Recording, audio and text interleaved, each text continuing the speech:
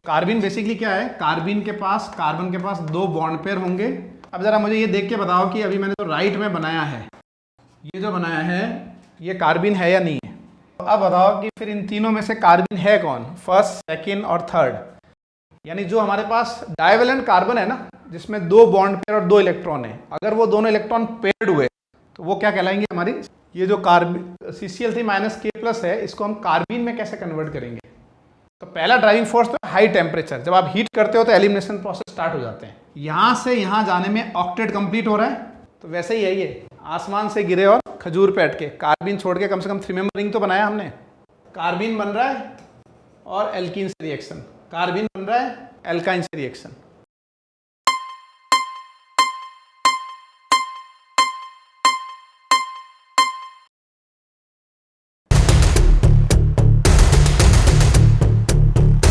आज का जो हमारा टॉपिक है वो है कार्बिन। स्पॉटलाइट पे आप देख पाओगे, स्पॉटलाइट में जैसे ब्लिंक कर रहा है ना, ब्लिंक दिख रहा होगा आपको, तो ये हमारा कार्बिन है। ओके, तो आप इसकी डेफिनेशन लिखो पहले।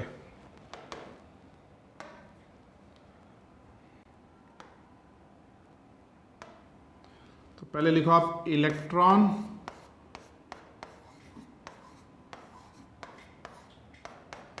Deficient divalent carbon is carbene. Electron deficient divalent carbon is known as carbene. चलो यार अभी तो लिखो, उसके बाद देखते हैं। तो लिखो जरा, electron deficient divalent carbon is known as carbene. तो कार्बिन बेसिकली क्या है, कार्बिन के पास कार्बन के पास दो बॉन्ड पेयर होंगे और ये दो इलेक्ट्रॉन होंगे। तो टोटल 6 इलेक्ट्रॉन होते हैं कार्बन में। इस डाइवेलेंट कार्बन को हम लोग क्या बोलते हैं, कार्बिन। दो वैलेंसी वाले कार्बन को हम बोलते हैं कार्बिन। ओके ठीक है। अब जरा मुझे ये देख के बताओ कि अभी मैंने तो राइट में बनाया है, ये जो बनाया है ये कार्बिन है या नहीं है।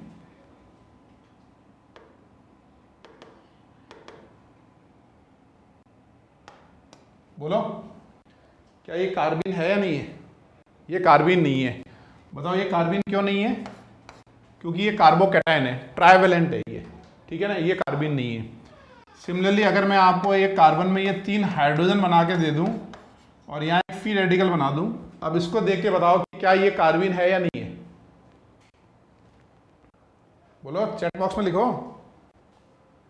ये भी नहीं है। तो अब बताओ कि फिर इन तीनों में से कार्बिन है कौन, फर्स्ट, सेकंड और थर्ड। अगर ये 1 है, ये 2 है, ये थर्ड है, तो बताओ इन तीनों में से कौन कार्बिन है। 1 है। 1 क्यों है, क्योंकि वो डाइवेलेंट कार्बन होता है। Divalent carbon is known as carbene. तो पहले आप ये लिख के कट कर लो, ये कार्बोकैटायन है, ये फ्री रेडिकल है, ये हमारा डाइवेलेंट कार्बन कार्बिन है। ओके। वैसे यार ऑनलाइन क्लास में एक फ़ायदा है यार, फुल कपड़े पहनने की जरूरत नहीं है, हाफ भी चलते हैं। मतलब नहीं पहनने से मेरा मतलब ये है कि नीचे फॉर्मल पैंट वगैरह सब, जीन्स वगैरह कुछ भी नॉर्मल पहन लिया तो भी चलेगा। तुमको तो दिख नहीं रहा है ना, ठीक है ना भाई। अब आगे लिखो, नेक्स्ट लिखो, वहाँ लिखो क्लासिफिकेशन ऑफ कार्बिन। 2 टाइप की कार्बिन होती है, एक होता है सिंगलेट, एक होता है ट्रिपलेट कार्बिन, ठीक है ना। क्लासिफिकेशन ऑफ कार्बिन लिखो और वहां लिखो singlet कार्बिन and triplet कार्बिन। Singlet कार्बिन basically क्या है, सिंगलेट कार्बिन में दोनों इलेक्ट्रॉन जो हैं वो पेयर्ड होंगे और ये कार्बन जो है sp2 हाइब्रिडाइज होगा। यानी जो हमारे पास डाइवेलेंट कार्बन है ना, जिसमें 2 बॉन्ड पेयर और 2 इलेक्ट्रॉन है, अगर वो दोनों इलेक्ट्रॉन पेयर्ड हुए तो वो क्या कहलाएंगे, हमारी सिंगलेट। और अगर वो दोनों इलेक्ट्रॉन अनपेयर्ड हुए तो वो क्या कहलाते हैं, हमारे ट्रिपलेट। ट्रिपलेट कार्बिन जो है वो बेसिकली sp हाइब्रिडाइज है।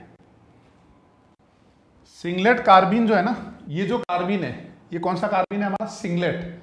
सिंगलेट कार्बिन इलेक्ट्रोफाइल है या सिंगलेट कार्बिन न्यूक्लियोफाइल है?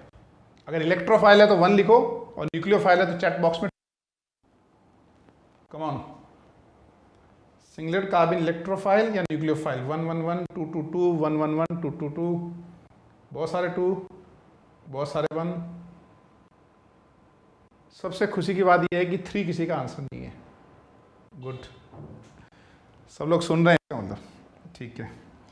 अब आप मुझे ये बताओ कि सिंगलेट कार्बिन जो है ना, ये sp2 हाइब्रिडाइज है। ये इलेक्ट्रॉन तो हाइब्रिड ऑर्बिटल में रहते हैं, sp2 हाइब्रिड ऑर्बिटल में, और यहां रहता है एक p ऑर्बिटल। तो ये p ऑर्बिटल जो है, ये बताओ ये वेकेंट है या बताओ ये फिल्ड है?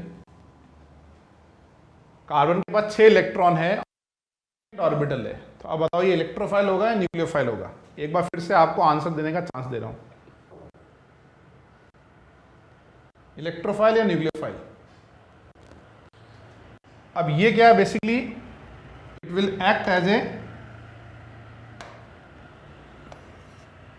इलेक्ट्रोफाइल।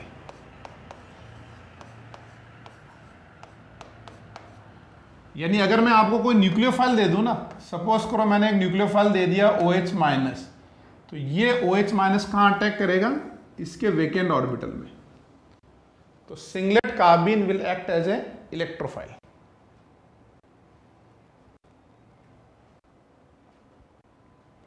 देखो आप, singlet carbene will act as a electrophile because it has vacant p orbital.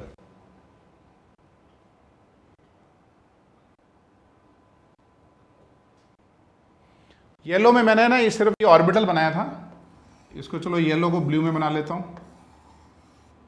वो बैकग्राउंड वैसा है ना, इसकी वजह से दिख रहा है। ओके। और जो ट्रिपलेट कार्बिन है ना हमारा, triplet carbene will act as a biradical. 2 free radical की तरह वो, इसको हम ट्रीट करेंगे। Singlet carbene electrophile, triplet carbene will act as a biradical. Okay, biradical मतलब 2 फ्री रेडिकल। अब नेक्स्ट लिखो, how to prepare carbene. Slow slow पढ़ेंगे, प्रॉपर पढ़ेंगे। नेक्स्ट लिखो, प्रिपरेशन ऑफ कार्बिन।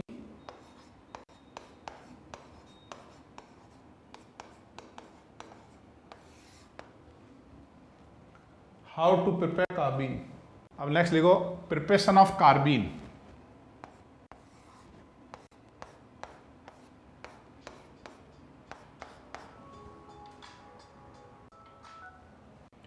ये है हमारा क्लोरोफॉर्म।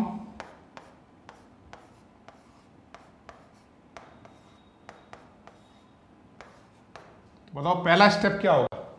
जो मैंने बोर्ड पे लिखा ना, क्लोरोफॉर्म एंड बेस, तो बताओ what is the first step? First step क्या होगा? फर्स्ट स्टेप होगा हमारा एसिड बेस।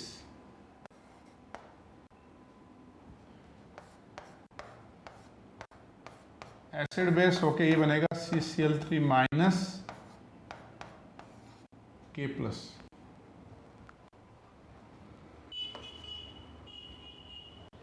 ओके, अब आप बताओ कि इसको कार्बिन बनाना है हमको, इसको कार्बिन कैसे बनाएंगे? ये जो कार्बिन CCl3- K+ है, इसको हम कार्बिन में कैसे कन्वर्ट करेंगे? इसको कार्बिन बनाने के लिए बताओ क्या करना होगा? बस ये बताओ, इसका कार्बिन बनाना है हमको तो करना क्या होगा? इसका कार्बिन तब बनेगा जब यहां से हम Cl- निकाल दें। अगर हम Cl- निकाल दें तो यहां पे क्या बन जाएगा हमारे पास? CCl2। ये बन जाएगा DCC। अब बताओ DCC का पूरा नाम क्या है? DCC मतलब क्या? ये जो मैंने नीचे लिखा है, ये DCC का पूरा मतलब क्या है? डाई क्लोरोकार्बिन। लिखो इसको। अब देखो, पूरा जो कार्बिन है ना, वो एक ही पॉइंट पे अटका है कि कार्बिन बनाया क्यों हमने? हमने आज के पहले तो एसिड बेस रिएक्शंस की थी, हम यहीं तक गए थे, इसके आगे हम कभी नहीं गए थे। ये एसिड है, बेस है, एसिड बेस हो गया, न्यूट्रलाइजेशन हो गया, यहाँ खत्म हो गया। आज हम ऐसे नीचे क्यों जा रहे हैं, यानी बेसिकली हम कार्बिन क्यों बना रहे हैं? आज ऐसा क्या हो रहा है कि हम कार्बिन बना रहे हैं? तो what is the driving force of carbene formation? पहला स्टेप का ड्राइविंग फोर्स समझ में आ रहा है, acid base. What is the driving force of carbene formation? देखो कार्बिन क्यों, देखो मेन चीज क्या है, 3 फैक्टर हैं जो कार्बिन बनाता है। पहला फैक्टर तो ये है कि हीटिंग। हीटिंग मतलब high temperature. High temperature favour elimination, high temperature elimination को फेवर करते हैं। और ये जो पूरा प्रोसेस लिखा है ना, इसको हम बोलेंगे अल्फा एलिमिनेशन। अब आपको ये बताना है कि इसको हम अल्फा एलिमिनेशन क्यों बोल रहे हैं, और अल्फा एलिमिनेशन का एक और नाम था, alpha elimination is also known as 1-1 elimination. याद आया आपको? यानी अगर हम एक ही कार्बन से क्लोरीन और H निकाल दें तो इसको हम बोलेंगे अल्फा एलिमिनेशन, यानी इसको बोलेंगे हम 1-1 एलिमिनेशन। तो पहला ड्राइविंग फोर्स तो हाई टेम्परेचर, जब आप हीट करते हो तो एलिमिनेशन प्रोसेस स्टार्ट हो जाते हैं, ठीक है, पहला ड्राइविंग फोर्स। दूसरा ड्राइविंग फोर्स जो है ना,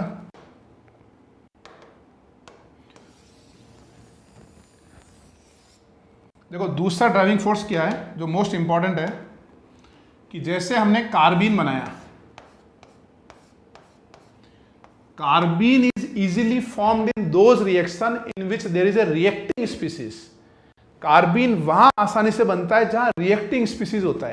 तो जैसे ही कार्बिन बनता है ना, रिएक्टिंग स्पीसीज रिएक्ट करके रिएक्शन क्या हो जाती है, फॉरवर्ड हो जाती है। तो ये जो स्टेटमेंट मैंने बोला है ना, ये पूरा चैप्टर का थीम है, रिएक्टिंग स्पीसीज। फॉर एग्जाम्पल, जैसे ये कार्बिन जो है ना, जब एल्कीन से रिएक्ट करता है, कार्बिन एल्कीन से रिएक्ट करके क्या बनाता है बताओ, ये 3 मेंबर रिंग बनाता है। इसको अपन ऐसे समझ सकते हैं, आपको समझाने के लिए मैं इसको ऐसे कर देता हूं कि देखो ये इसके पास 2 इलेक्ट्रॉन होंगे, फिर ये जो पाई बॉन्ड बनाया ना, इसके 2 इलेक्ट्रॉन, तो ये एक इलेक्ट्रॉन और ये एक इलेक्ट्रॉन, ये एक बॉन्ड बनाएंगे ऐसे। सिमिलरली ये इलेक्ट्रॉन और ये इलेक्ट्रॉन यहां पे एक बॉन्ड बनाएंगे।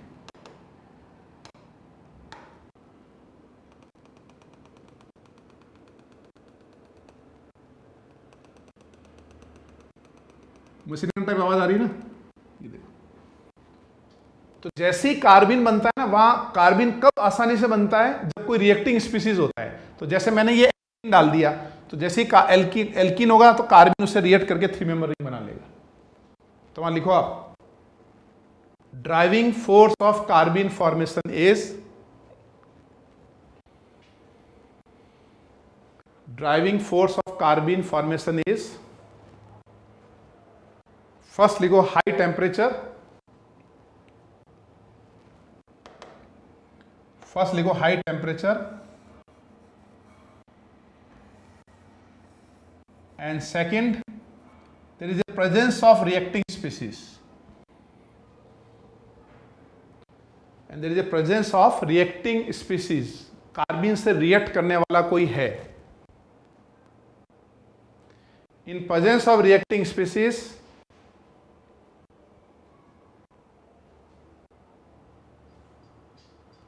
in presence of reacting species, carbene react with 3 member ring, carbene react with reacting species and shift equilibrium in forward direction, and shift equilibrium in forward direction। समझ गए आप? अब नीचे ये बना लो। अच्छा, आप ये मत बोलना कि यार ये यहां 3 मेंबर रिंग बन रहा है, तो बताओ ये 3 मेंबर रिंग अनस्टेबल है, तो फिर ये स्टेप आसानी से कैसे हो रहा है? बोलो, 3 मेंबर रिंग इज अनस्टेबल, तो फिर बन कैसे रहा है? बिकॉज यहां पे क्या चीज हो रही है, देखो यहां से यहां जाने में ऑक्टेट कंप्लीट हो रहा है, ठीक है ना, कार्बन का, इस कार्बन का ऑक्टेट देखो कंप्लीट हो रहा है, प्लस यहां पे 2 सिग्मा बॉन्ड बन रहे हैं, complete octet and formation of 2 sigma bond, pi bond break हो रहा है, सिग्मा बॉन्ड बन रहे हैं।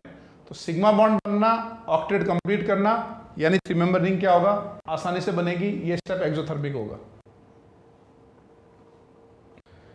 एक वो कहावत है ना, आसमान से गिरे खजूर पे अटके, अपन बोलते हैं ना ऐसे। तो अगर मैं बोलूँ कि तुम खजूर पे अटके हो, तो तुम कहाँ से आए उस पर डिपेंड करता है ना। अगर आसमान से आए हो तो खजूर पे अटकना भी अच्छी बात है। तो वैसे ही है ये, आसमान से गिरे और खजूर पे अटके। कार्बिन छोड़ के कम से कम 3 मेंबर रिंग तो बनाया हमने।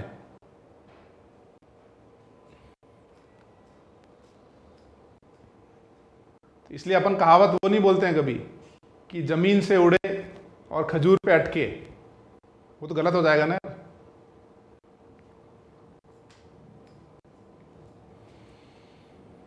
समझ लो तो मेरी बात। आप बताओ कार्बिन क्यों बना है?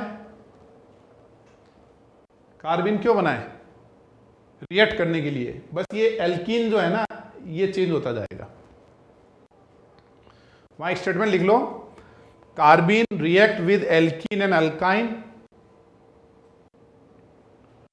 कार्बिन react with alkene and alkyne to form 3 member ring.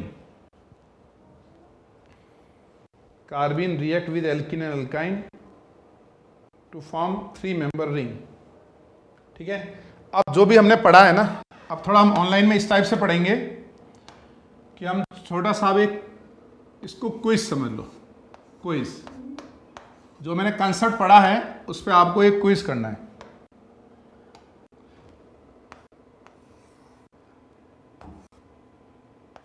You have to write mechanism, chloroform react with KOH in presence of alkene to form 3 member ring.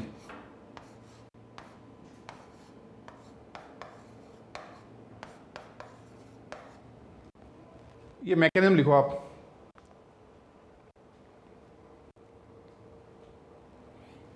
Bromoform, sorry.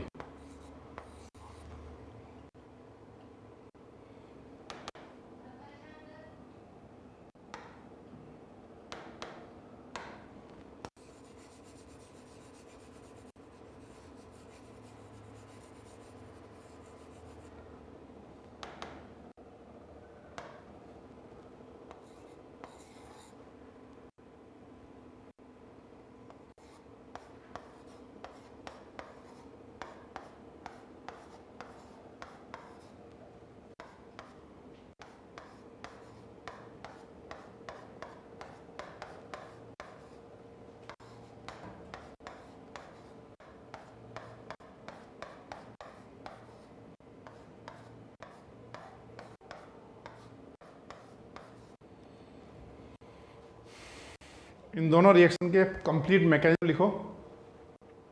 यहां हीटिंग हो रही है और रिएक्टिंग स्पीसीज है। देखो बड़ा interesting चीज हो रही है। देखो ये जो KOH है ना, ये सीधा इससे रिएक्ट ही नहीं कर सकता because it is a nucleophile, ये भी न्यूक्लियोफाइल। फिर जब ये रिएक्ट करेंगे ना दोनों, तो क्या बनेगा? C- बनेगा, कार्बोनाइन बनेगा। Carbanion is nucleophile, again alkene is nucleophile. यानी एल्किन वहां रहेगा, ना तो वो KOH से रिएक्ट कर रहा है, ना वो कार्बोनाइन से रिएक्ट कर रहा है। तो वो पूरा है ना, मतलब एक माहौल बनता है कार्बिन बनने का। फिर वहां जैसे ही कार्बिन बना, इलेक्ट्रोफाइल बना, वो एल्किन से रिएक्ट कर जाएगा। समझ रहे हो? पूरी माहौल बना के रिएक्शन हो रही है। लिख रहे हो ना पूरा मैकेनिज्म?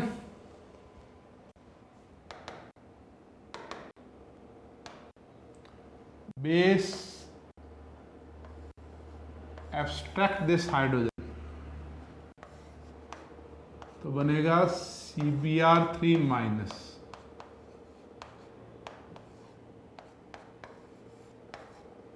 अब बताओ नेक्स्ट स्टेप क्या होगा?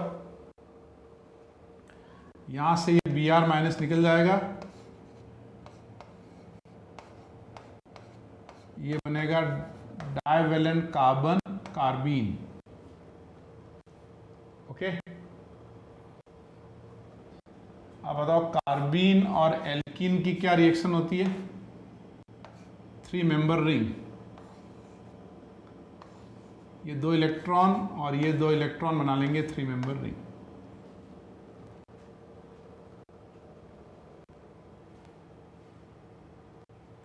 ओके,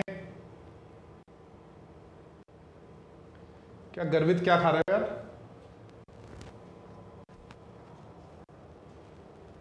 काफ़ी स्पीड में खा रहे हो। अगर ज़्यादा स्पीड में खाते हैं ना, तो जब अपन स्ट्रेस में होते हैं या फिर या हमारी हैबिट होती है तब हम स्पीड में खाते हैं, उससे फिर जल्दी मोटे होने के चांसेस होते हैं, क्योंकि माइंड को सिग्नल लेट मिलता है ना कि भाई हमारा पेट भरा है नहीं भरा। इसलिए I request mister Gaurav Sujit to eat slow, bite slow. For those who want to lose some extra weight, and the one short trick to lose weight is eat slow, not slow, very very slow. लिख लिया भाई? Second one,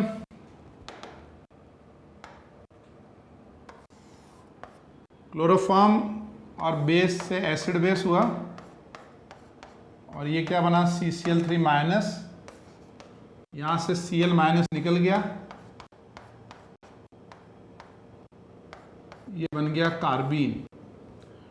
carbene और alkyne की क्या reaction होगी, 3 member ring, ये दोनों electron और यहां वाला पाई बॉन्ड के दोनों इलेक्ट्रॉन 3 मेंबर रिंग बना लेंगे। ओ, इसमें करेक्शन है, यहां फिनाइल नहीं आएगा,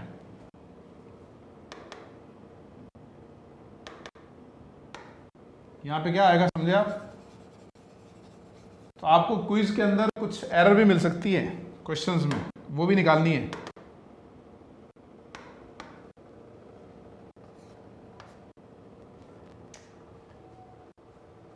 समझ गए? मिटा दें? थर्ड एग्जांपल लिखो। तो बेसिकली हो क्या रहा है, कार्बीन बन रहा है और एल्कीन से रिएक्शन, कार्बीन बन रहा है एल्काइन से रिएक्शन। रिएक्टिंग स्पीसीज कौन है यहाँ पे? यहाँ पे रिएक्टिंग स्पीसीज एल्कीन है, यहाँ पे रिएक्टिंग स्पीसीज एल्काइन है। थर्ड एग्जांपल लिखो।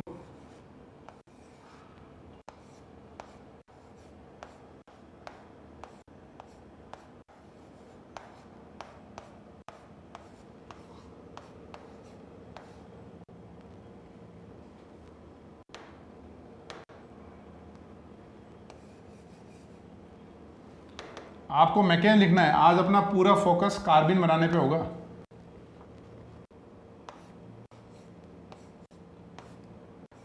प्रोडक्ट बनाना है विद मैकेनिज्म।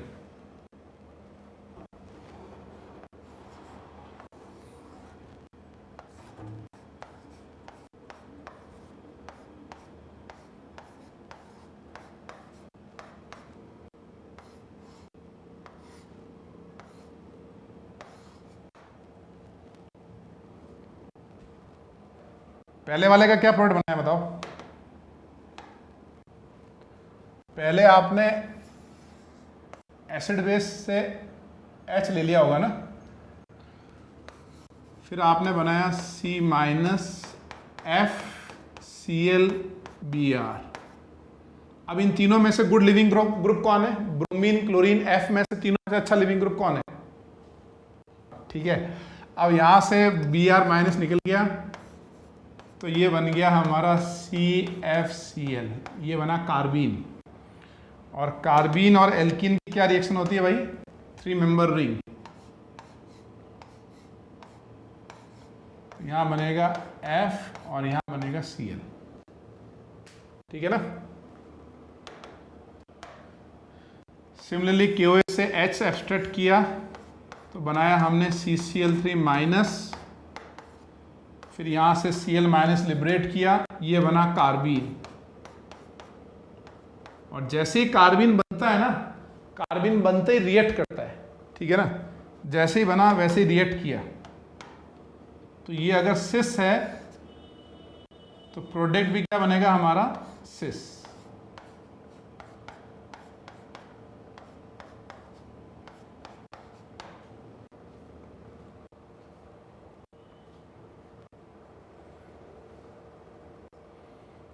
ओके भाई,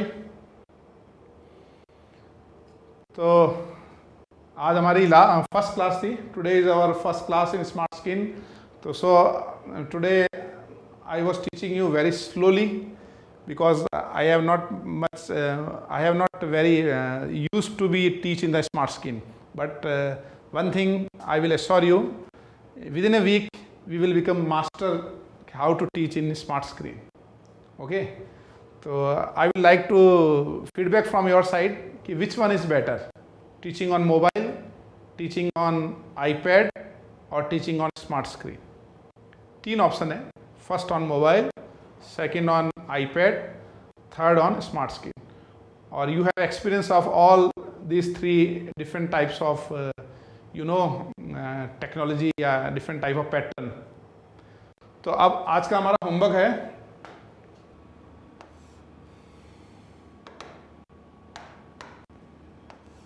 ये एक चैलेंजिंग क्वेश्चन है.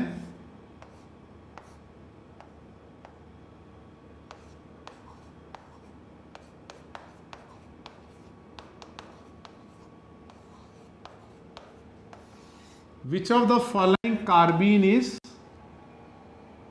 aromatic? Which of the following is aromatic and which of the following is anti-aromatic?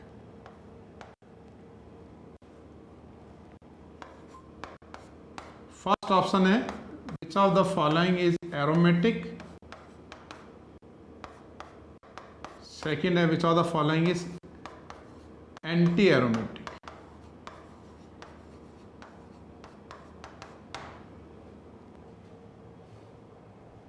इसका आंसर अपन नेक्स्ट क्लास में करेंगे. आपको बताना है इनमें से एरोमेटिक कौन है एंड एंटी एरोमेटिक कौन है विद प्रॉपर एक्सप्लेनेशंस. और सेकंड जो अपना होमवर्क है, कार्बोनिल कंपाउंड में हम लोगों ने क्या डिस्कस कर लिया था, एक्सरसाइज 1 कर ली थी ना.